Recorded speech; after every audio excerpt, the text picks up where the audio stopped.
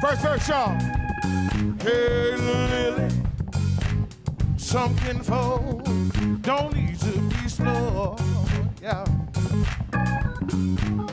Mama Mary going off to her, now her house and unsafe space. Yeah. Hey, Lily, your kinfolk, I show baby daddy's coming home.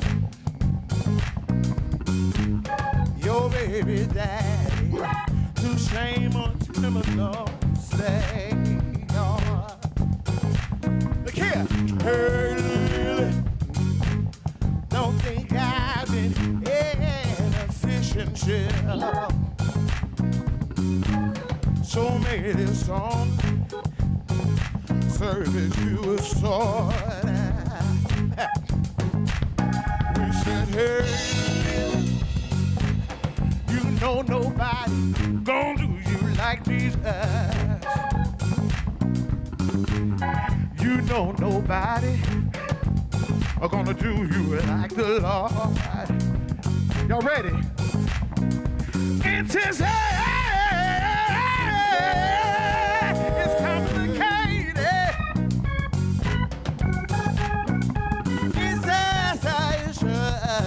It's such understatement, y'all. Just say it's complicated.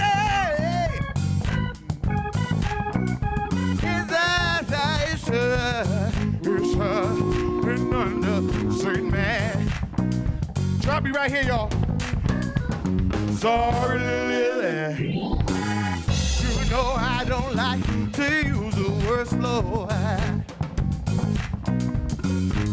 And anybody who does, I got a whole problem with me. Drop it out again right here, y'all. Hey, forgive Lily. Baby daddies do what baby daddy know. Had he not done what him did, tell me where would I be? Just hey, just hey, it's complicated. It's as I should. It's an understatement. Just hey, it's complicated. It's as I should. It's such an understatement. My favorite part. Gang, gang, gang, gang, gang, gang, gang, gang, gang, gang, gang, gang, gang, gang, gang, gang, gang,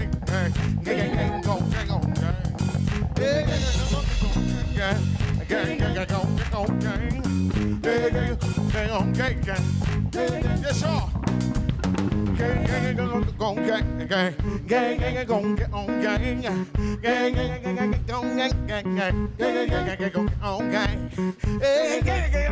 gang, gang, gang, gang, gang, gang, gang, gang, and 1, 2, 1, 2, 3. It's so complicated.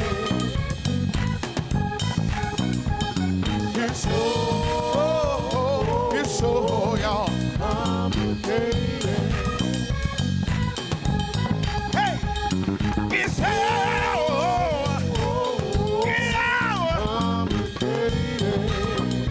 it's so complicated. Complicated. Hey, last time, y'all, last time. It's so complicated.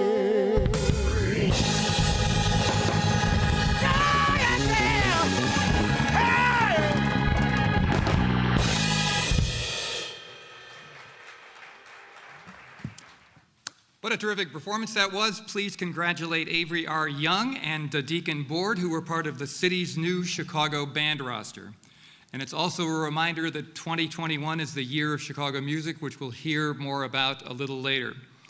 Good afternoon, I'm Rock Schulfer. I'm the Executive Director of Goodman Theater, and it's my pleasure to welcome you to this long-anticipated day for our cultural community. The pandemic has had a devastating impact on our society and our world, and that includes our cultural organizations and workers. Since our mission involves gathering people together in close quarters to encourage understanding, promote knowledge, and provide entertainment, we were among the first industries to close to promote public safety, and among the last to reopen.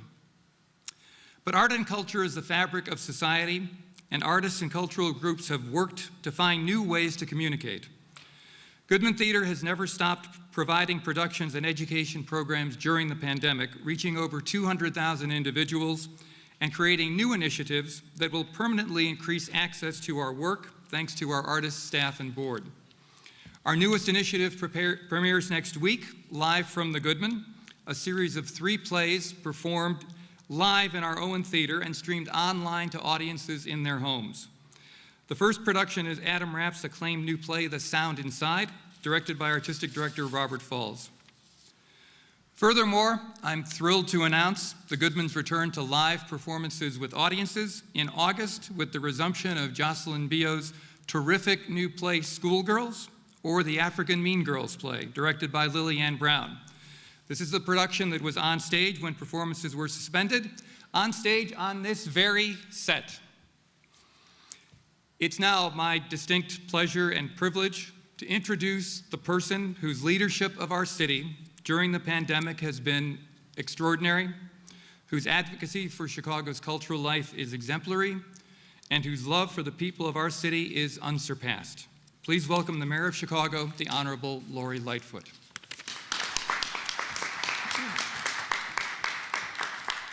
Folks, I don't know about you, but being in a venue and listening to live music, I still have goosebumps from hearing that incredible band. So let's give it up again for Avery R. Young and the Deacon Board for that phenomenal performance.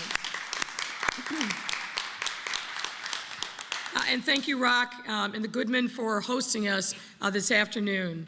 Good afternoon, everyone, and I'd like to additionally recognize the other leaders that are here with me today. Department of Cultural Affairs and Special Events Commissioner Mark Kelly, Grant Park Music Festival and CEO Paul Winberg, Chicago Latino Theater Alliance co-founder and executive director Mira Salazar, Chicago Humanities Festival Artistic Director and Cultural Advisory Council Vice Chair Allison Cuddy, Millennium Park Executive Director Scott Stewart, Glenn Eden, Chair of Choose Chicago's Board of Directors, Chicago Independent Venue founder and co-chair Katie Tutton, and of course, co-owner of The Hideout. And Chicago Independent Venue League co-chair and venue owner Robert Gomez. And Deeply Rooted Dance co-founder Kevin Naiga Jeff. First to close and last to open. That has been the fate of too many of our arts and culture and music venues. And today I'm happy to announce that that's finally starting to change. Not even a week ago, I came before our city to announce the exciting launch of Open Chicago, our latest step in our mission to safely and fully reopen our city by promoting economic activity and enhancing our residents' quality of life. A critical component of this mission is revitalizing our arts and culture scene, which is essential to our ability to recover from this pandemic, both for our economic and social needs. As we're all aware, this past year has taken a particularly devastating toll on our arts and culture community, which is forced to cancel shows, close doors to its theaters, music venues, and adapt to new ways of making and sharing art. But despite these challenges, our arts and culture scene was still able to bring us joy and spark dialogue in our communities, reinforcing its place as one of the most defining features of our city. This sector has sacrificed and suffered so much over the course of the last year. Our arts and culture community is not a nicety. It is a necessity. Whether your jam is the high arts, theater of all stripes, we are a city second to none, of course, when it comes to music, but also poetry, painting, public art, and any kind of unique and innovative expression, and of course, movies and TV. We have it all here in Chicago. Arts and culture uplifts and challenges us to think, to pause and ponder, and it enhances every part of our senses and our souls. It not only feeds in our bodies and our minds, this community feeds our economy, over $1 billion every year in normal years. And we need you back. And it's only right that we be intentional about uplifting it both during and long after this pandemic is over. That's why we chose to host this press conference here at the Goodman Theater, one of Chicago's most iconic venues, which remains vital to our performing arts. That's why we made artists a key part of our signature economic development initiative, Invest Southwest. That's why we've launched several multi-million-dollar initiatives over the past several months to provide relief to our artists and arts venues, and yes, more financial support to come. And that's why we're here to announce Open Culture, the next phase of Open Chicago that will root the recovery of our arts and culture scene into larger reopening initiatives. Open Culture signals the reopening of our diverse and legendary cultural scene with music, dance, public art, markets, and more at Millennium Park and venues all across our city and every neighborhood. And as Commissioner Kelly will explain in more detail shortly, we'll be kicking off this next phase with a number of exciting summer cultural events, including both iconic Chicago traditions and brand new or reimagined programs. This includes festivals like Chicago in Tune, a new citywide festival celebrating our rich and legendary music scene, Pivot Arts Festival, and the Hyde Park Jazz Festival, live performances such as the Southside Jazz Coalition's Jazzin' on the Steps and Chicago Latin Jazz Festival, new public art and art events at the Hyde Park Arts Center, music, a Museum of Contemporary Art, Smart Museum, and the Art Institute of Chicago. Fairs such as the Old Town Art Fair, Southport Art Fair, Chinatown Summer Fair, and Printers Row Book Fair. The 2021 seasons of the Grant Park Music Festival and Chicago Symphony Orchestra, concerts at the J. Pritzker Pavilion, dance performances in Millennium Park, the return of historic city markets such as Maxwell Street, and the return of Taste of Chicago to Go, community meals, and so much more.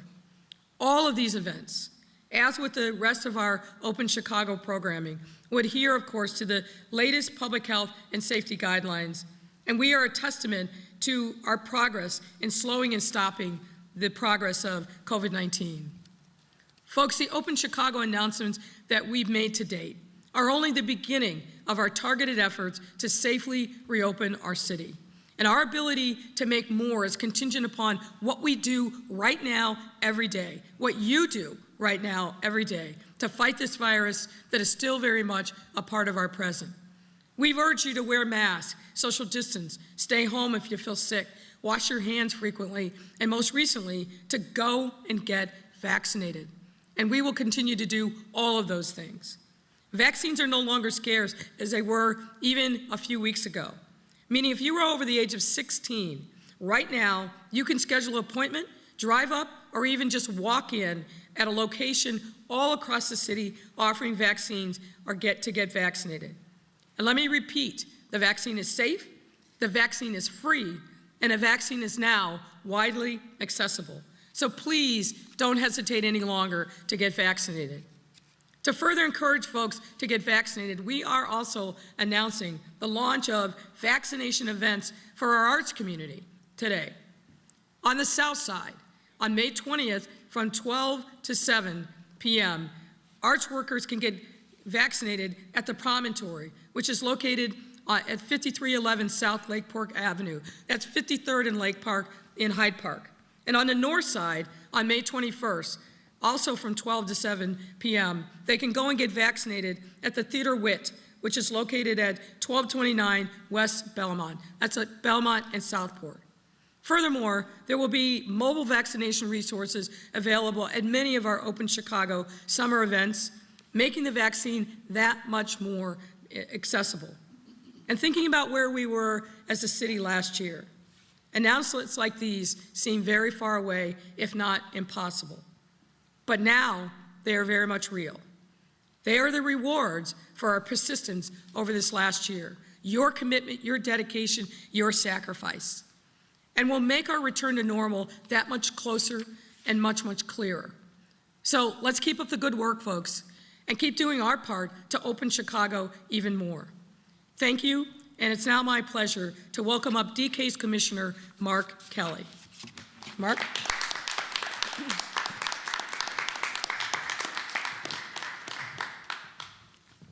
Good afternoon. Yeah. Thank you, Mayor, for your and the First Lady's ongoing support of Chicago's creative community. I, too, am just thrilled to be here in this moment in a theater, in the Goodman Theater, and to know that the Chicago theater community, the fearless soul of Chicago, is about to come back to all of our stages.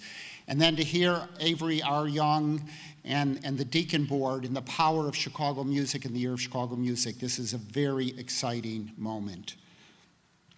Chicago's arts landscape has been devastated by the pandemic. We all must do our part to support the recovery of this vital sector, which is so necessary to our economy and to our sense of belonging. That's why I'm so proud of Mayor Lightfoot's Arts 77, Chicago's Arts Recovery Plan, announced just last week, an unprecedented $60 million investment in the future of arts and culture in this city. I'm also thrilled to know that the arts will be on the leading edge of the city's reopening as our music clubs, theaters, and festivals come back to life and energize Chicago. There is so much to be excited about as the arts return. During this Year of Chicago Music, our Chicago in Tune Festival will emerge, the first annual Chicago in Tune Festival, will emerge as a joyous month-long celebration of Chicago's music landscape. August 19th until September 19th, with this citywide festival, we will establish Chicago as one of the great world music capitals as we celebrate our amazing music scene and our array of great music clubs and venues. So everyone loves music, and this festival will embrace all of our neighborhoods. It'll embrace all the genres of music in Chicago, from classical to hip hop and jazz and gospel and blues and experimental and indie, and it goes on. And we're all gonna come together. I see this as the big breakout moment for the city, embracing music and the Chicago in Tune Festival as the city is alive with the love of music and the Chicago music landscape. And in addition, our band roster and Chicago Presents grants program will animate our entire city with music, theater, and dance, free cultural performances peppered throughout the city. Here's just a few of the other DCASE summer activities we're announcing today, and they include Millennium Park summer programming, made possible in part by the Millennium Park Foundation, will include pop-up music, theater, and dance performances throughout the park starting in June, plus 10 more genre-defined concerts as part of the Millennium Park Summer Music Series beginning in August. Dance performances in Millennium Park by American Ballet Theater presented by the Auditorium Theater, as well as Dance for Life presented by Chicago Dancers United. In total, we'll have over 40 major productions on the Pritzker stage and scores of performances peppered throughout the park this summer. And then there's more. We're gonna have Chicago Summer Dance, our iconic Chicago Summer Dance will be in neighborhoods across the city with lessons and live music. We'll have major new public artworks by Nick Cave and Bob Faust, as well as Andrea Carlson and other celebrated artists. The return of Chicago city markets, including the historic Maxwell Street Market. The return of Taste of Chicago to Go, community meals and more as we celebrate our culinary scene in the restaurant industry. And dozens of other free and affordable cultural activities. presented by us and many others downtown and neighborhoods across the city. Culture is coming back to Chicago big time. All summer events will adhere to the latest public health and safety guidelines. DCASE will announce more summer programming details, including its artist lineups, instructions in the coming weeks. Be sure to watch the city's websites and choosechicago.com for more information to come. The arts may have suffered greatly, but the arts will also bring us back into the public realm. Now it's my pleasure to introduce two friends and cultural leaders.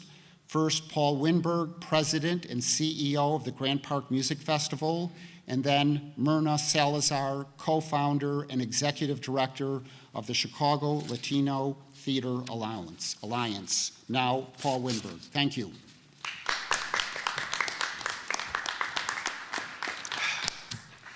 Thank you so much, Commissioner Kelly, and thank you, Mayor Lightfoot, for this opportunity to speak on behalf of the Grant Park Music Festival and really the city's cultural community, representing thousands of artists, administrators, production staff, all of whom are ready and anxious to play a key role in driving the spiritual and economic reawakening of what we hope to be a post-pandemic Chicago. The Grant Park Music Festival is thrilled to partner with the City of Chicago Department of Cultural Affairs and Special Events and the Chicago Park District to support the mayor's Open Culture, Open Chicago initiative. Most of you know that the festival was established back in 1935 by the Chicago Park District at the height of the Great Depression, another worldwide cataclysmic event. And the mission of the festival at that time was to provide artists employment, but at the heart, it was to uplift the spirits of weary Chicagoans during a very difficult and painful time. And here it is 87 years later, and the Grant Park Music Festival board, staff, musicians of the orchestra and chorus are carrying that mission forward into 2021 as we help the city heal. Earlier today, we were able to announce the return of the festival to Millennium Park and to neighborhoods reaching every corner of the city. This summer, over the course of 8 weeks, the festival will produce more than 100 free concerts and educational events for children and adults of all backgrounds and means, with a special focus on the city's Year of Chicago Music and Invest Southwest initiative. We return with free choral and orchestral programs, open rehearsals, neighborhood concerts, children and family programming, and professional development initiatives for young, aspiring musicians of color. We can't wait to safely welcome audiences back this summer to one of the first major live music events in the Pritzker Pavilion since September of 2019. And what better way to mark that occasion than with a special Independence Day celebration, not only honoring the country's 244th birthday on July 2nd, but maybe independence from this. So Mayor Lightfoot, I hope you'll be able to join us for that opening night celebration on July 2nd. Thank you again for this opportunity to be with all of you this afternoon. It's such an honor to be part of today's announcement focused on arts and culture and the vital role we will play in the reawakening of our great city. Thank you. It's my pleasure to introduce Myrna Salazar of the Chicago Latino Theater Alliance.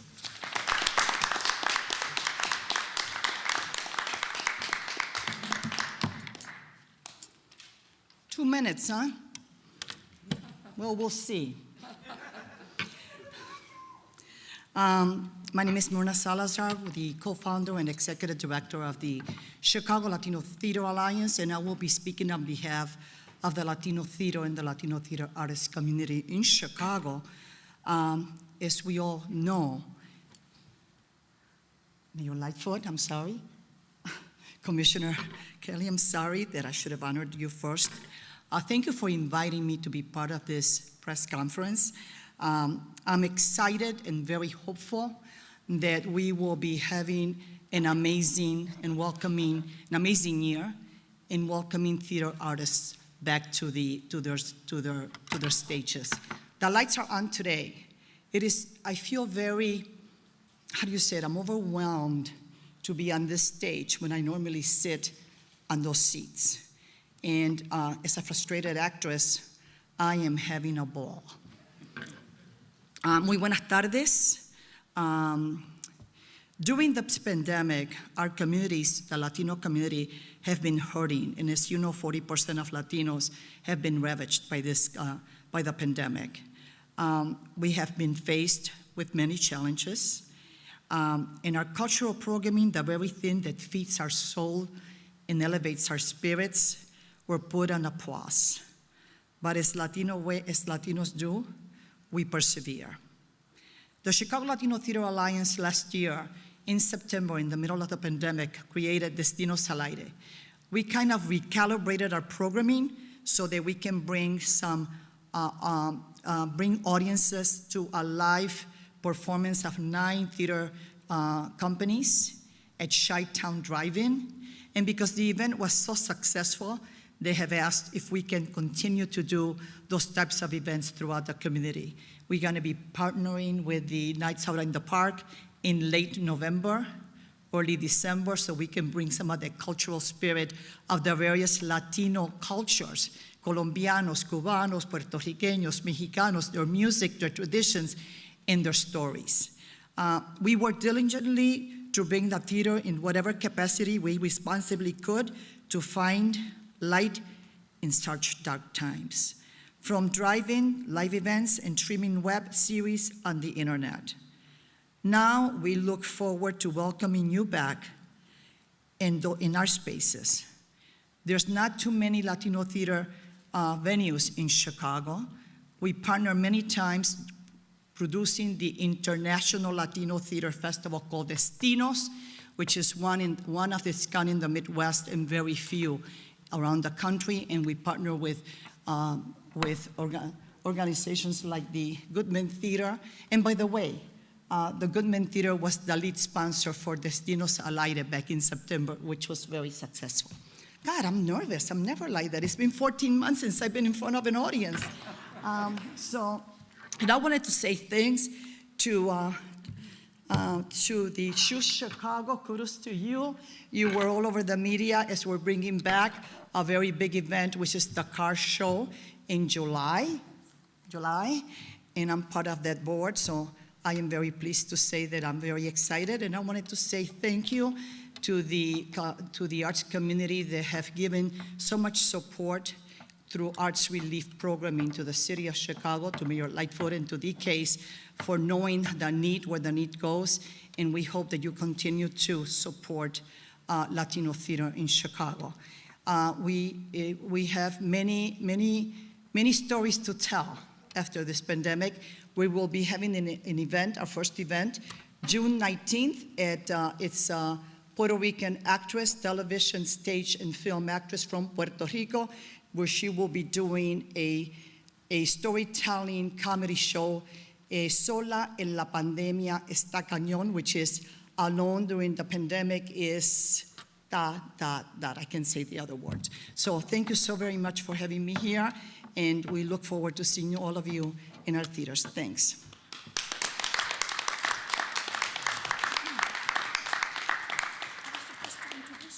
That's all right. I'm self-sufficient. Happy to take any questions that you might have. Hi, Mayor. Heather Hi, Heather. Sharon, WTTW. I have an on-topic and an off-topic. Sure. On-topic, any news about the Air and Water Show that was missing from today's announcement, and I get calls all the time about it. Yeah, look, as I've said before, all of these events that take a very long lead time, we have been in conversation with the organizers and the producers for some time, but we're not ready to kind of announce what might happen later in the summer, but stay tuned. And a follow-up, Patrick Daley Thompson, the alderman of the 11th Ward, was indicted last week on 7 charges. Should he resign from the city council while he faces these charges? Look, obviously, it goes without saying that anybody who is charged is entitled to a presumption of innocence. I've been very clear in my thoughts about these things. Having been a former federal prosecutor and prosecuted public corruption cases and elected officials, it's very hard for them to maintain their focus on their public life when they're facing such pressure in their private life. So I think it's going to be very difficult for him, but I want to make sure that I have adequate time to look through the charges. I haven't had the opportunity to do that yet, but I'll have more to say. Kate Chappell, NBC Chicago. I'll follow suit with the one on, one off. Sure. Take this off. Number one, I know you announced the vaccine-only event, the concert series. Do you foresee any of these other major events following suit with that? And do you anticipate the guidance will be the same with Vax Pass? Yeah, I mean, look, we're talking with all these event organizers and certainly looking for opportunities to further incentivize folks to get the vaccines, whether it's exclusive events or VIP sections or so forth. So I think you're going to see a combination of things happen as we roll through the summer. But the bottom line for us is we really need to get the highest percentage of folks in the city, adults and otherwise, vaccinated as quickly as possible. That will allow us, as Myrna suggested, maybe to get rid of these at some point soon, but we want to move as expeditiously and thoroughly as we possibly can to expand the number of people who are taking advantage of this life-saving vaccine. Off topic, do you have a comment following the conclusion of the state's attorney's office investigation into the miscommunication in the Toledo case and the resignation announcement from First Assistant State's Attorney Jennifer Coleman? I do not. I think those are obviously questions that are better left to the state's attorney in that office. Good afternoon, Mayor. Michelle Good Gallardo afternoon. with Good to see you. ABC 7. I have 2 questions related directly to the summer scheduling. One of them is for things, for example, like the Grand Park Music Festival or other events at Pritzker Pavilion. Are there going to be any requirements of participants in terms of, registration, ticketing, limited capacity? Can you tell us a little bit more about that? Yeah, let me I'm going to put Paul on the spot and I'll let him answer that because he'll have the detail. Go ahead. Sure, so we're working very closely with the city's Department of Cultural Affairs and Special Events. One thing that right now will look very different is that all the events in Millennium Park will require a reservation, and we are still working with actual capacity figures to sort of figure out what that will look like. But that's currently the plan for not only the Grand Park Music Festival events, but all the events taking place in the Pritzker Pavilion. Okay, thank you, Paul. And the second question, Mayor, I believe you mentioned something about mobile vaccination units at these events. Can you elaborate more on what you envision that looking like? Yes, we're very enthusiastic about bringing the opportunity for folks to get vaccinated at each of these events. We'll probably be using Johnson & Johnson for the obvious reasons. It's a one shot, but we will be advertising the opportunity to get vaccinated on site in conjunction with the advertising of these events. The location will be obvious and will obviously accommodate the need for the 15-minute waiting period. But we've seen in other places across the country that this has been used with great success, and we're going to basically ramp up our offerings of mobile vaccine as well. We're already doing that. We were doing it somewhat before the pause with Johnson & Johnson. We're going to accelerate those efforts now. Hi, this is Eric Ettinger with the Hyde Park Herald. Yes, Last sir. night, 4 black alderwomen, King, Hairston, Taylor, and Haddon, had a town hall about the Anjanette Young ordinance that they're pushing alongside some others.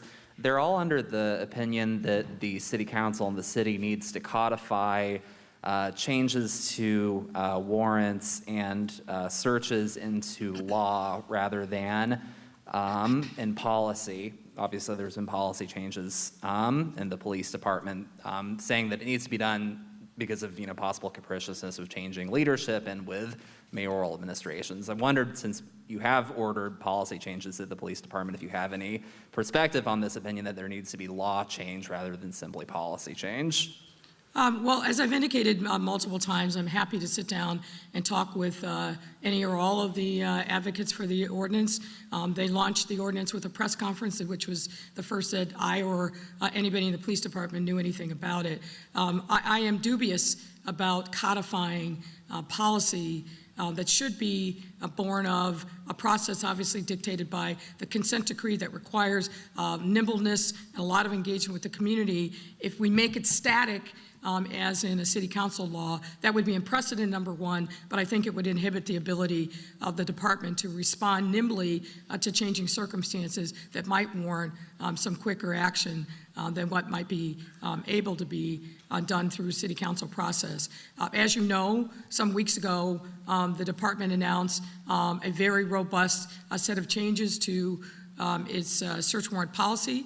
I think that those were responsive not only to the circumstances of Anjanette Young, but others for whom there were these so-called wrong raids, but also tightened up a lot of other areas in the search warrant policy to make sure that senior members of the department were signing off on search warrants and not just at the sergeant level as had been happening before, making sure that the right personnel with the right training are actually executing the search warrants and not just having routine members of the police department do that. So I think there were a lot of significant changes that responded not only to the circumstances that we saw in some of the reporting, but also just comport more with best practices across the country.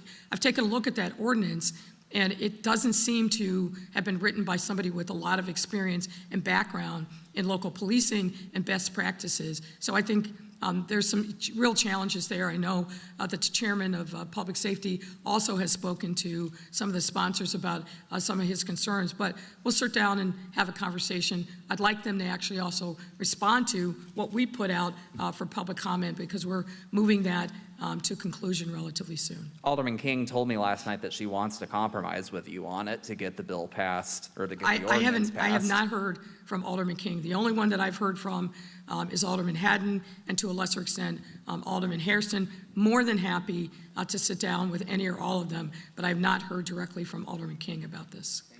Thanks all. That's all the time we have. Okay. Did you, Heather, I think. Now, don't make me regret this, Heather. I give you the last question. Yeah. Go ahead. There you go. Sydney Roberts of COPA just announced her resignation, not giving a reason. Can you tell me why she resigned? Did you request her resignation? And how will you handle filling not only the chief administrator's role at COPA, but also the CPS CEO and several departmental heads? It's a lot of turnover. Well, look, this has been a very tough year, I think, on a lot of people. We're coming up to the 2-year anniversary, and I think a lot of people are taking stock about where they are. As I said the other day regarding CPS, particularly that institution in particular, is not built to be determined solely by the leadership. This is a big organization, lots of layers of staff and great professionals who will continue on as we continue our search. Regarding Sydney Roberts, no, I did not seek her resignation, but I've made no secret of the fact that I've been extraordinarily unhappy with the way that they've handled a number of things, not the least of which is taking over 18 months to move forward on an investigation regarding Anjanette Young. And a lot of that time, nothing happened. That's not acceptable. And I've been very candid, both in public but also directly, about the fact that I think COPA needs to be much more responsive, much more mindful about the fact that it carries a very important position and role in police accountability, and we've got to make sure that they move forward in a thorough but expeditious way, because as everyone knows, justice delayed is justice denied. So we will be looking to have an interim person in place at COPA, and then we'll follow the ordinance guidance on replacement of the COPA head. But I feel very comfortable about where we are as a city, as a mayor's office. We've got great people who are working their tails off every day in service of the residents of this great city. Thank you.